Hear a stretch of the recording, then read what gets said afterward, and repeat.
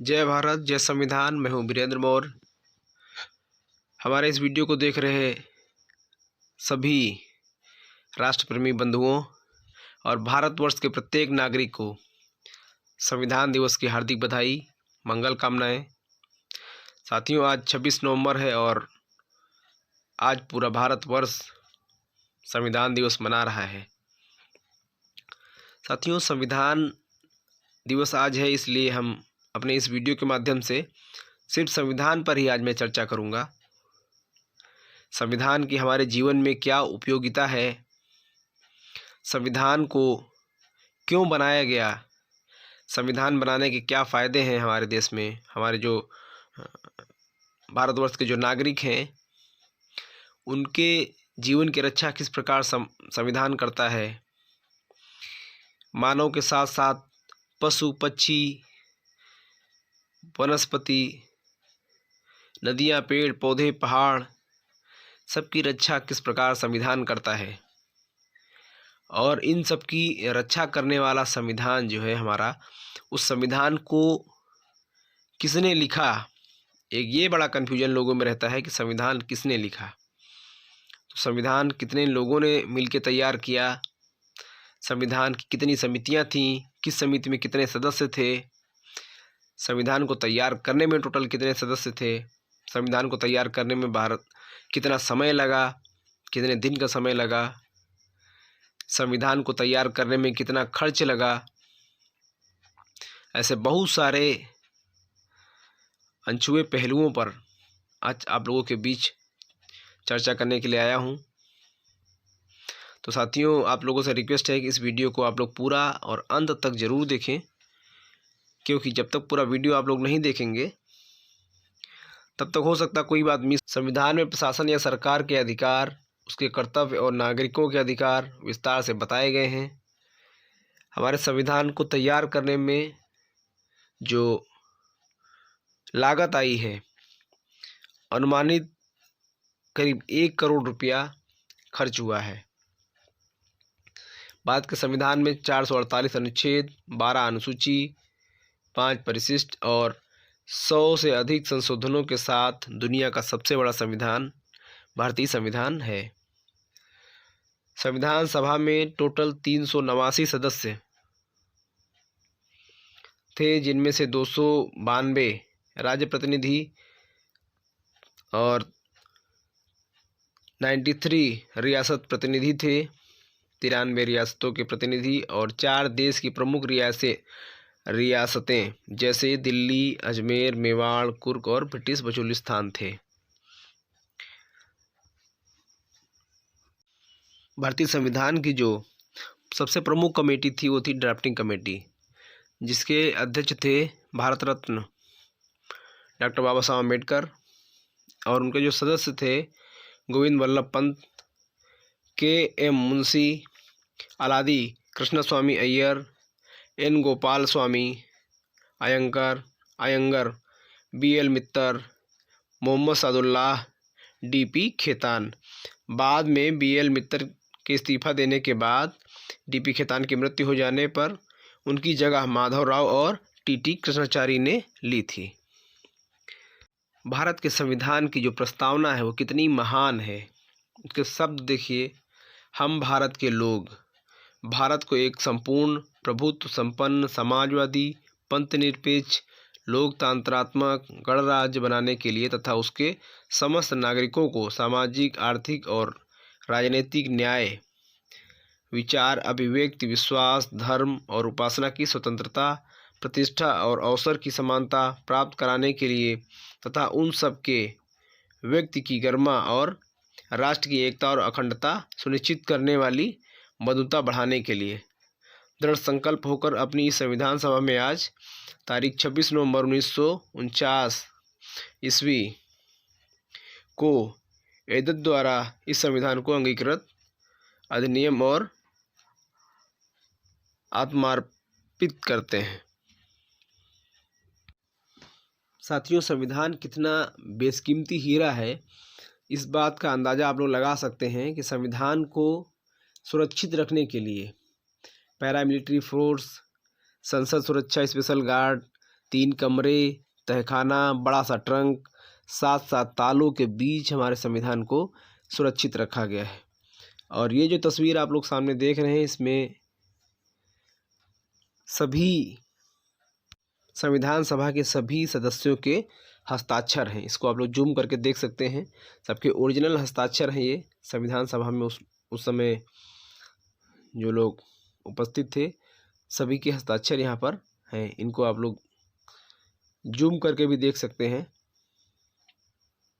साथियों, drafting committee के अलावा जो और समितियाँ थीं, संघ शक्ति समिति, संघीय संविधान समिति, राज्यों के लिए समझौता समिति, प्रांतीय संविधान समिति, मौलिक अधिकार व अल्पसंख्यकों संबंधी परामर्श समिति, प्रारूप समिति, प्रक्रिया नियम समिति, संचालन समिति, ये प्रमुख समितियां थीं।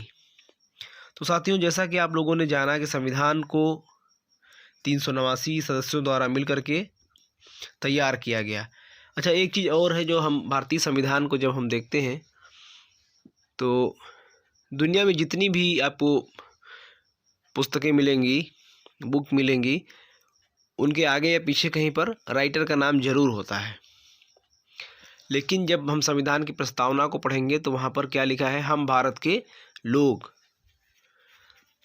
और संविधान के फ्रंट पर या पीछे कहीं भी किसी भी लेखक का, किसी भी व्यक्ति विशेष का नाम नहीं है। मतलब उसको भारत के लोगों ने, और जो सदस्य थे, जितने भी 389 सदस्य थे, सबका सहयोग रहा है कहीं न कहीं, कमोबेश।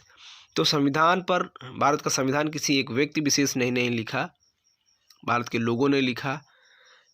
इसलिए आप लोग इस कन्फ्यूजन को भी दूर करें कि नहीं, संविधान किसी एक व्यक्ति विशेष के द्वारा लिखा गया है। अब दूसरी चीज़ ये है कि संविधान, साथियों, जो वर्तमान संविधान है वो, उसका जो आधार है, या मैं कह लूँ कि जो हमारा संविधान है वो सम्राट अशोक के शिलालेखों का हमारे वर्तमान संविधान पर बहुत प्रभाव है। मैं कुछ उदाहरण आप लोगों के बीच रख रहा हूँ। जैसे कि सम्राट अशोक महान ने लिखवाया कि सर्वलोक हित से बढ़कर दूसरा कोई कार्य नहीं। अब आप संविधान का अनुच्छेद 38 पढ़िए, उसमें भी लिखा है कि भारत में लोक कल्याणकारी राज्य की स्थापना करना है। सम्राट अशोक गिरनार व शहबाजगढ़ी के अपने लेख में लिखवाते हैं कि सभी संप्रदायों के लोग एक जगह रहें व एक दूसरे की बातों को सुनने के साथ साथ एक दूसरे के संप्रदाय की निंदा न करें। अब देखिए, संविधान के अनुच्छेद 25 में क्या लिखा है, किसी भी धर्म को मानने की स्वतंत्रता है। साथ ही अनुच्छेद 26 धार्मिक कार्यों प्रबंधन की स्वतंत्रता देता है। मतलब आप अपने धर्म का प्रचार प्रसार कर सकते हैं, दूसरे धर्म की निंदा किए बगैर। सम्राट अशोक के शिलालेख संदेश देते हैं कि सभी प्रकार के लोग अपने विचार व्यक्त करें। अनुच्छेद 19 में भी देखिए, संविधान सबको ये अधिकार देता है। सम्राट अशोक ने सभी प्रजा को अपनी संतान माना है, सबको समान माना है, अर्थात किसी के साथ भेदभाव, छुआछूत, ऊंच नीच बर्ताव नहीं किया गया। अब संविधान का जो अनुच्छेद 17 है वो भी देखिए छुआछूत, भेदभाव के खिलाफ है। सम्राट अशोक अपने दूसरे शिलालेख में सबको अच्छा स्वास्थ्य प्रदान करने हेतु जगह जगह औषधीय पौधों को लगाने का निर्देश देते हैं। साथ ही जानवरों, चिड़िया, पशु पक्षियों का अस्पताल निर्माण करवाते हैं। ठीक इसी प्रकार संविधान के अनुच्छेद 39 में लोगों का स्वास्थ्य स्तर बढ़ाने की बात कही गई है। सम्राट अशोक के अभिलेख संदेश देते हैं, लोगों के पोषण स्तर में सुधार के लिए अनाज वितरण की व्यवस्था की जाती थी। संविधान के अनुच्छेद 47 में पोषण स्तर सुधारने का प्रावधान है। सम्राट के लुम्बिनी अभिलेख से ज्ञात होता है, सम्राट ने कुछ करों को माफ़ किया। कर्ज अर्थात जो टैक्स था उसको माफ़ किया या कम किया। कृषकों का सुधार हो सके इसलिए माफ़ किया गया उस समय। अनुच्छेद 48 में संविधान ने यह अधिकार कृषि क्षेत्र के लोगों को दिया है, उसमें भी यही बात कही गई है। शहबाजगढ़ी के प्रथम शिलालेख में सम्राट कहते हैं, किसी जीव को मारकर उसकी हत्या न की जाए, यह ठीक बात नहीं।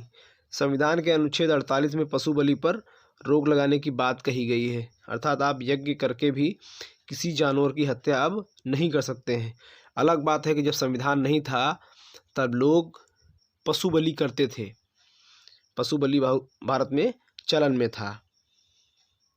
सम्राट संदेश देते हैं कि सभी लोग अपने आसपास का वातावरण व वन्य जीव जंतुओं का संरक्षण करें, नदी झील तालाबों का संरक्षण निर्माण करें। इसका उदाहरण सुदर्शन झील का जीर्णोद्धार कराना है। आज संविधान भी वही बात कहता है। किसी के यहाँ तालाब है, सड़क है, यदि उस पर कोई अतिक्रमण करेगा, पेड़ पौधों को कोई काटेगा, तो उसके लिए कौन बैठा है? उसके लिए संविधान बैठा है। तो साथियों, हम सब के लिए नदी, पेड़ पौधे, तालाब, झरना, खेत खलियान, सड़क, हम सब की सुरक्षा के लिए भारत का संविधान है। इसलिए हम सब की नैतिक जिम्मेदारी है कि हम सब अपने संविधान को ज़रूर पढ़ें और संविधान को पढ़ने के साथ साथ अपने अधिकारों को हम सब जानें, क्योंकि जब तक हम अपने अधिकारों को नहीं जानेंगे, संविधान को नहीं पढ़ेंगे, तब तक हमारा विकास होने वाला नहीं है। तो वीडियो को आप लोगों ने ध्यान से सुना, अंत तक देखा, इसके लिए बहुत बहुत साधुवाद, धन्यवाद। जय संविधान।